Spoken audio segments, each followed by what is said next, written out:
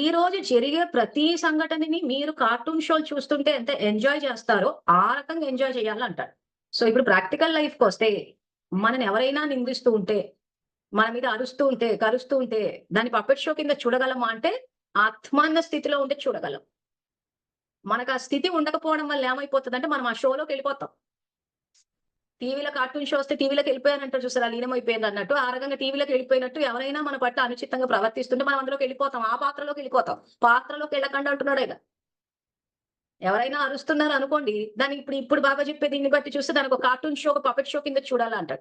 So, మనం దాన్ని ఒక షో కింద చూస్తున్నామా అంటే చూడట్లేదు. మనం ఆ పాత్రలోకెళ్ళిపోతున్నాం.